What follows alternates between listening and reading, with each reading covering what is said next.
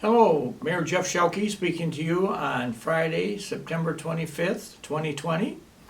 And I'm here with kind of a mixture of sentiments in the report today. I guess I'd like to start out by saying that we have some very special people in Batavia who I am aware of who are having health-related issues. And when I say special people, I mean these are folks that really make a true difference in the lives of those that they touch.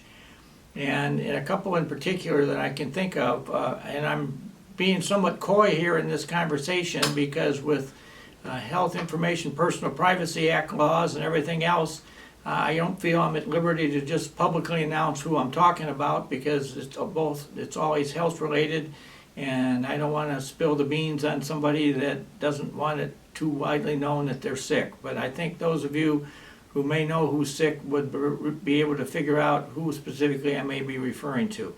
But I just wanted to ask you all to send a special thought or a prayer or a good wish to anybody that you know that really is somebody who truly makes a difference in the lives of those that they touch, and who is always the person that many people go to when moments are rough or life has taken a bad turn. And they're the ones that kind of keep a lot of us going. And so in Batavia today, we've got a couple situations like that going on. And I just wanted, from the bottom of my heart, to express a good wish to those who are having illness or broken bones or are in some way, shape, and form, and maybe some form of hibernation where they're not out and about or not talking to people. But let them know that we're thinking about them and a lot and really miss them and hope that their return to action is very, very quick. That being said, I was somewhat coy a couple of weeks ago with this call when I reported that two very prominent Batavians had passed away, and I was reluctant to give their names because as far as I knew there hadn't been obituaries issued or written or produced, or no announcements had been made about funeral plans. Last week I was able to share one of those people was Marilyn Anderson, who worked for over 44 years at first the Batavia National Bank, and then the Batavia Bank, and then the Gary Wheaton Bank over at River and Wilson, and was truly a beloved teller over there. And I spoke about her last week. I had the honor to go to her funeral. It was conducted beautifully by Pastor Eric Landon of the Covenant Church. He did a wondrous job in describing Marilyn and all of her kindness and great traits.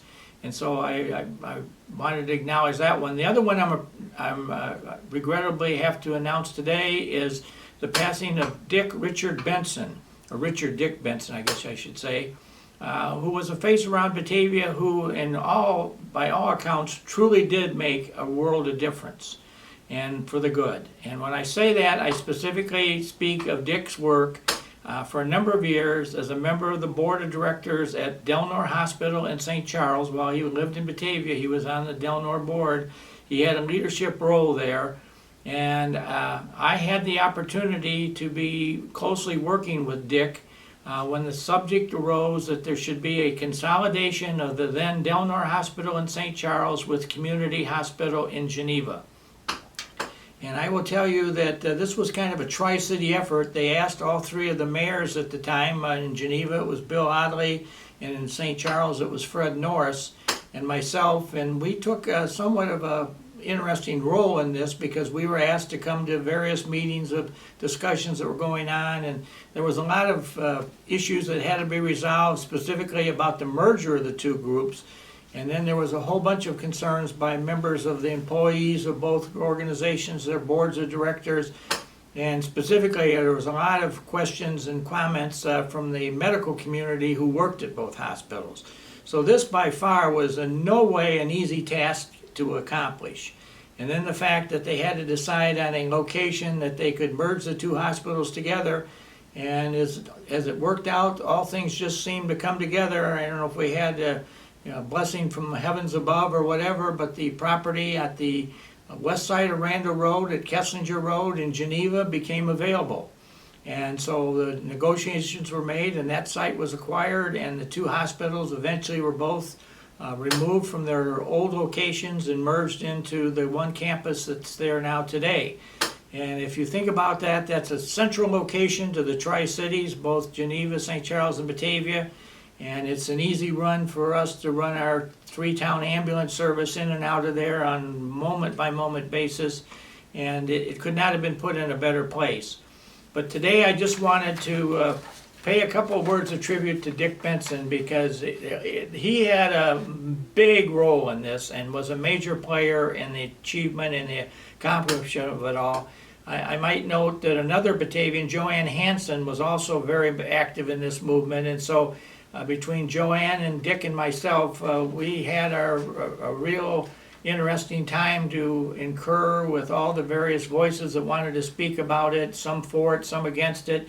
And at the end of the day, it was Dick's leadership, I would suggest, that really pushed the whole item to its conclusion. And so today, when I drive up Randall Road and I drive by that magnificent campus that doesn't ever seem to be stopping to be improved and expanded, and look at its central location and think of all the lives that have probably been saved, or medical treatments of success that have been accomplished at what I guess today we call is Delnor Hospital up there. It is a fabulous tribute to Dick Benson that is there, and I just wanted to thank Dick publicly. He passed away a couple weeks ago, as they say. They're going to have a memorial service later, after hopefully some of the issues of the pandemic have passed by, but he truly was a resident of the Tri-Cities who made a very, very positive mark on our world that we live in. So I just wanted to acknowledge Dick and his good work. Today, as the mayor, I once again, it's become an annual weekly thing. I want to talk about wearing face masks, and as I've told you before, I don't wear them while I do this program, because sometimes it does have an indication that muffles your voice a little bit, and I want it to be clearly understood as I speak. But masks are required, or should be worn all the time when you're out in public. We continue to receive a lot of conversations about people that would like to do away with masks, or wish that the cities could pass some ordinance or law to tell people they didn't have to wear them. I would tell you that is not within the city's power.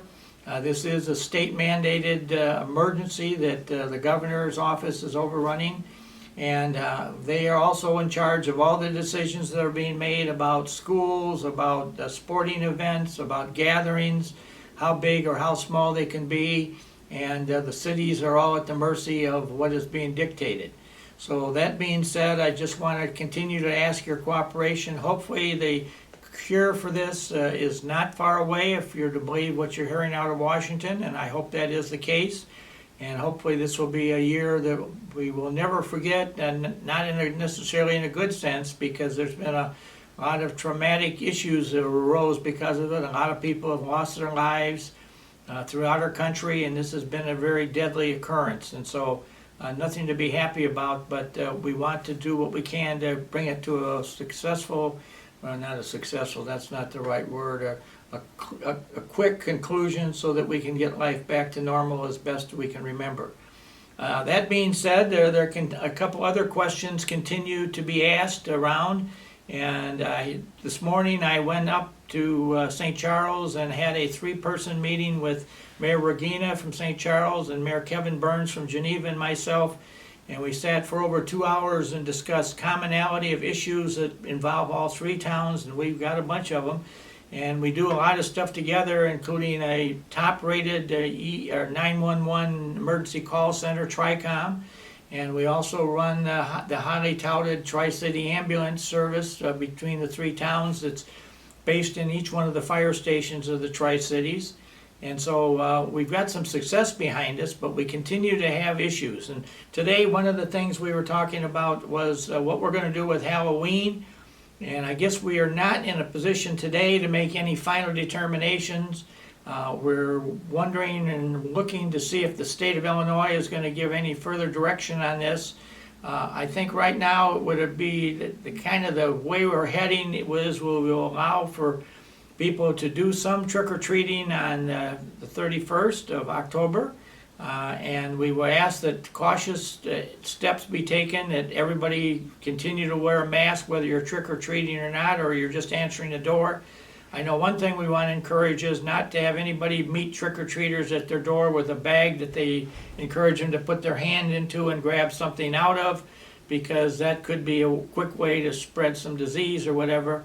And another suggestion is to maybe put a table out on your front steps and lay candy, each piece individually, so that a trick-or-treater can come up and pick one up and put it in their bag and be on their way. There's a lot of creativity, and hopefully we'll be able to do this, and we'll set the hours hopefully so that we'll have it over with relatively early in the evening, and that things will be back to normal. Another thing that we talked about is that this has been a real sour year, I guess I would describe it, for so many things that have had to be canceled, so many annual events, fireworks programs, dinners, festivals, Swedish days, all the stuff that the Tri-Cities is famous for. We haven't been able to do any of them. And so one thing we are thinking we'd like to do is encourage everybody this Christmas time to put out some nice decorations. And we'd like to light up the Tri-Cities, maybe not necessarily so much with electric, but also with, statues or signs or whatever, wishing everybody a Merry Christmas and, a blessing from the heavens above, and to remember the true sentiments of Christmas and its story, and that we make this a kind of a reflective and happy moment in the life of our residents. And so if you've got any ideas for decorating your outside of your house for Christmas, I would encourage you to seriously think about it, because we're going to appreciate that people are doing that. The other question that came up, and this week, instead of showing you some history pictures, I got a couple other pictures that I would like to show. Number one is of Halloween.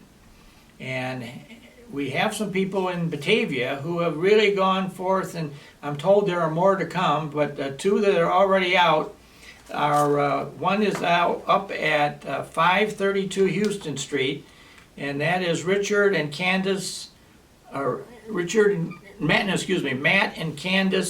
Richard Lanza. And they have put together a display of Jack-in-the-Box. And this is the Jack-in-the-Box, and they also have a clown figure next to the Jack-in-the-Box. And it's got a sign, Jack-in-the-Box, and there's pumpkins surrounding it. And it's kind of a cute thing, and if you want to drive your family around and have a picture taken, this would be one I would recommend you stop by. The other one that I'm going to talk about today is the home of Anna Baker down at 414 South Van Buren Street. And this is a picture of Anna's house. Anna is a professional artist of some renown, and I have great admiration for her work. And one of the things she has done is she has made a spider web that's literally 2.5 stories tall that hangs over the front of her house, and is really a neat piece, and something that I would encourage you to, again, stop and take a look at, because it's very cute and speaks to what is really something that I think would be very, very special for everybody to think about doing as you get into the Halloween season.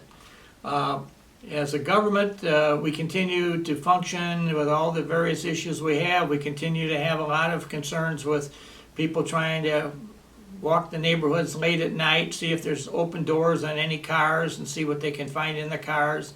That's a crime that doesn't seem to be stopping by any degree.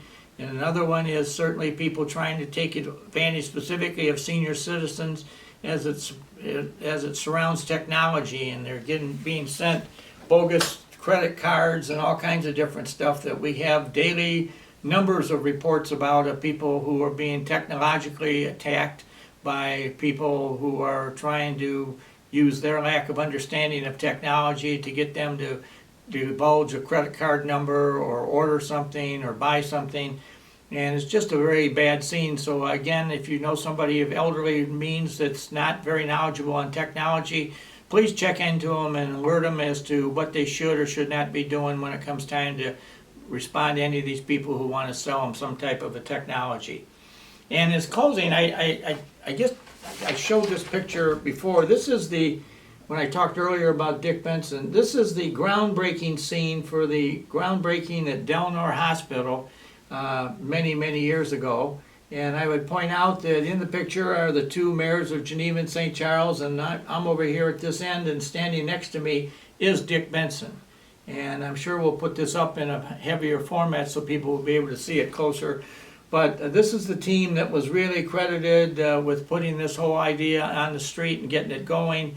And as I think of things that have been accomplished for the betterment of the Tri-City area in the last 50 years, this has to be number one as far as things that really are serving us and will continue to serve future generations of our community and save lives and allow for nice births to be accomplished, and both life and death ends at that location, and it's a memorable moment when you think of all the stuff that can happen at a hospital.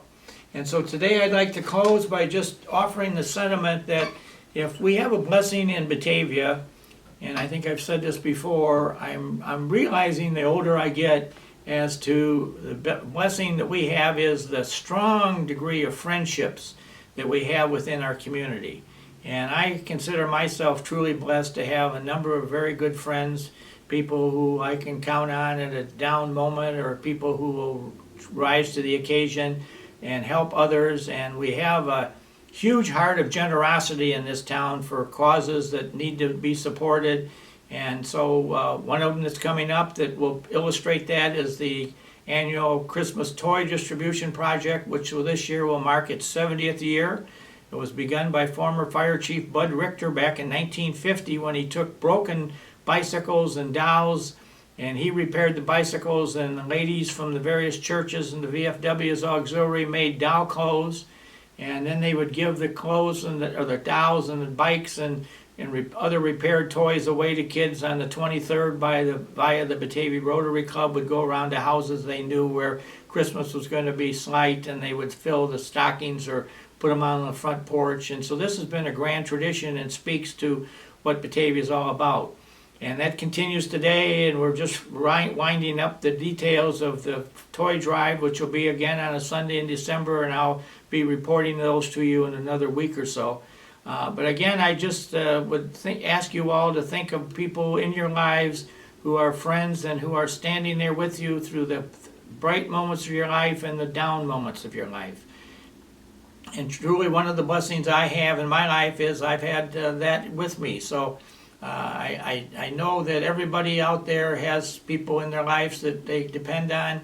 And just as you reflect on the world that we're dealing in today, and there's so many people that are down about what's going on, just if nothing else, think of all the great friendships you have. And we know down at City Hall right now, on a daily basis, we have a number of people show up with lawn chairs, and it's friends meeting friends, and they sit there. Some come every day, others come twice a week, sometimes 3 times a week.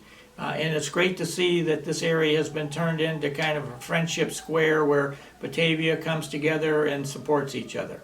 So with that being said, I'm going to end the call, and thank you all for watching me today, and I look forward to talking to you next week. Have a great week. Thanks.